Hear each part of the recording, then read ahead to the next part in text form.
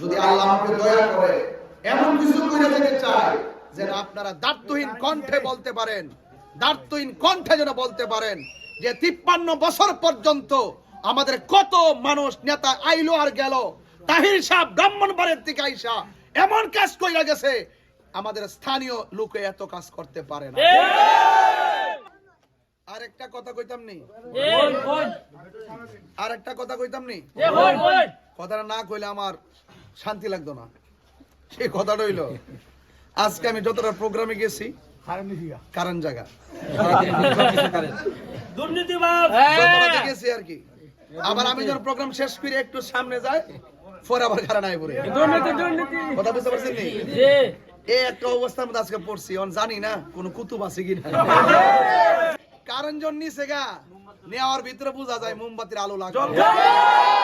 যদি আল্লাহ আমাকে দয়া করে এমন কিছু করে যেতে চায় যেন আপনারা দায়িত্বহীন কণ্ঠে বলতে পারেন, দায়িত্বহীন কণ্ঠে যেন বলতে পারেন যে 53 বছর পর্যন্ত আমাদের কত মানুষ নেতা আইলো আর গেল, তাহির সাহেব ব্রাহ্মণবাড়ির থেকে আইসা এমন কাজ কইরা গেছে আমাদের স্থানীয় লোকে এত কাজ করতে পারে না।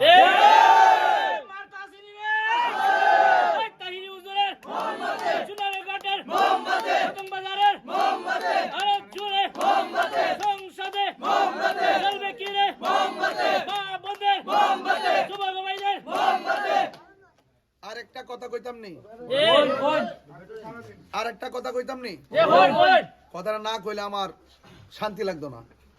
সেই কথাটা হইলো, আজকে আমি যতটা প্রোগ্রামে গেছি কারণ জায়গা গেছি আর কি, আবার আমি যখন প্রোগ্রাম শেষ করে একটু সামনে যাই পরে আবার কারণ আয় পড়ে কথা বুঝতে পারছেন নি? এই একটা অবস্থার মধ্যে আজকে পড়ছি, জানি না কোন কুতুব আছে কিনা।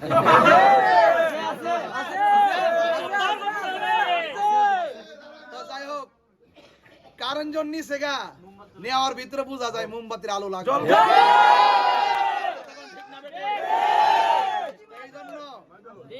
ষড়যন্ত্র করুক, মোমবাতির আলো নিবানো যাবে না। এটা সংসদ পর্যন্ত চলুক, আপনারা চান কি চান না?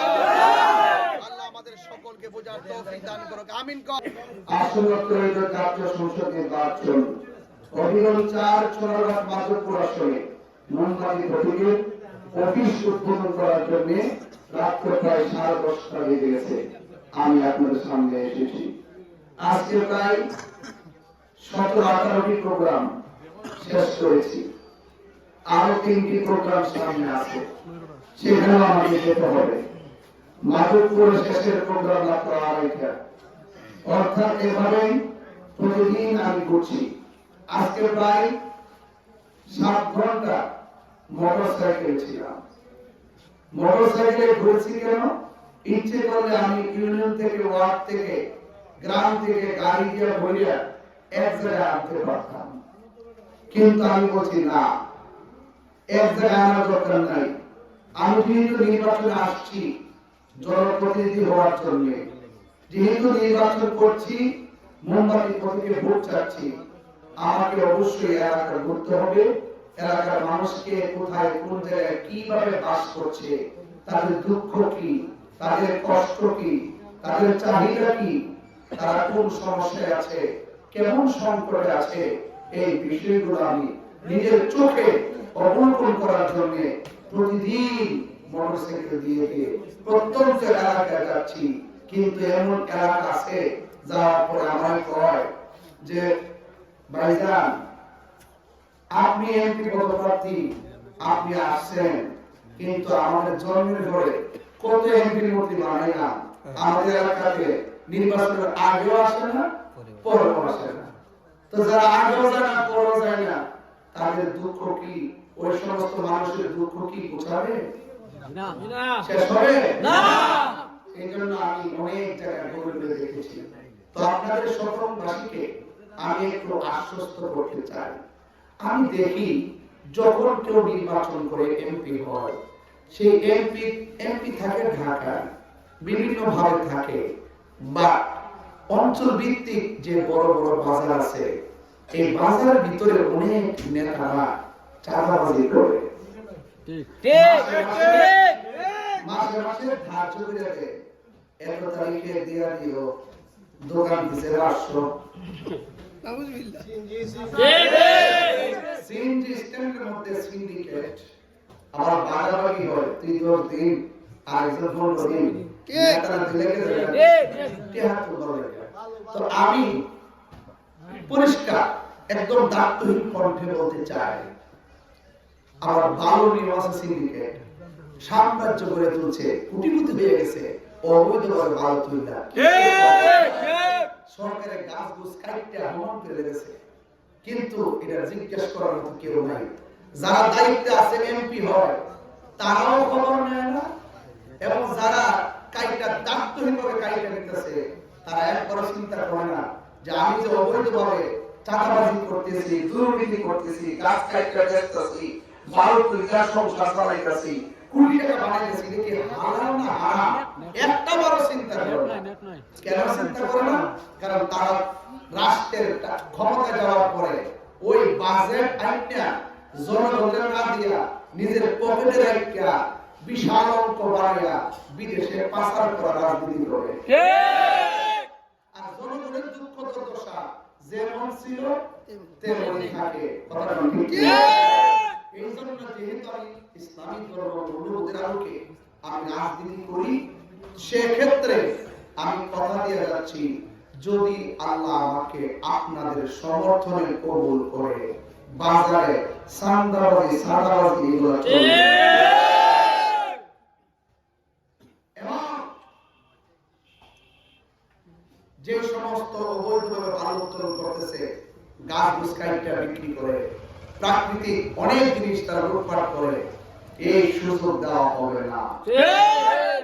মেন রোড থেকে যত আঞ্চলিক রুট আছে আজকে অনেক ভিতরে গেছিলাম শেষে লালচন নাম থেকে একবার ওইটা লালচনের পরে যে ভিতরে গেছিলাম তো ওখানে যাওয়ার পরে একটা শিক্ষিত লোক আমার বলছে হুজুর রাস্তার কারণে অনেক রোগী ডেলিভারি রোগী মারা গেছে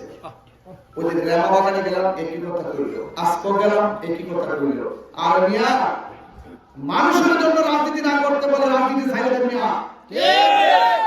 মানুষের সুখে দুঃখে মানুষের কষ্টে যদি মানুষের কষ্টের কণ্ঠের সাথে যদি আপনার হৃদয় যদি বিগলিত না হয় ওই রাজনীতিকে রাখতে পারেন রাজনীতি মানুষের জন্য করে মানুষের অধিকার আদায়ের জন্য করে অন্ধ হয় না মানুষের জন্য রাজনীতি করে আজকে আমি বলে গেলাম আমি ইনসাফের রাজনীতি করব আমার মাঝে কোনো বৈষম্য থাকবে না আমি প্রত্যেকটা মানুষের অধিকার পূরণ করার জন্য আমি ঘাম ঝরিয়ে চেষ্টা করব বলুন সকল মজার শেষ কথা আমার মার্কা কি মার্কা কি যেটা নিজে চলে আরেকজনকে আলো ওই প্রতীকের সাথে আমাদের চেতনা জড়িত ইনশাআল্লাহ যদি আমাকে আল্লাহ কবুল করেন নিজের ঘাম ঝরায়া আপনাদের যত দাবি আছে যত চাহিদাগুলো আছে আমার চোখে দেখে দেখে তা সম্পন্ন করব ইনশাআল্লাহ শিক্ষা চিকিৎসা অবকাঠামো উন্নয়ন আমি প্রতি জায়গায় কথাগুলো বলি আজকে একটু আগে প্রোগ্রাম করলাম লতিফপুর ওনারা বলছে প্রাইমারি স্কুল নাই নূর মোহাম্মদপুর নূর মোহাম্মদপুর লতিফপুর হবিবপুর শাকির মোহাম্মদ দেখছেননি আমি সব বলতেছি এই নামগুলো আমি ক্লিয়ারলি বুঝতেছি এই জন্য অনেক জায়গায় প্রতিষ্ঠান নাই আর যে জায়গায় যত শিক্ষিত সে জায়গায় তত উন্নত আমি আবারও বলছি সদর বাজারে আমার কাছে আপনারা কিছু চাওয়া লাগবে না আমি আপনাদের খেদমতে এমন কিছু করে যেতে চাই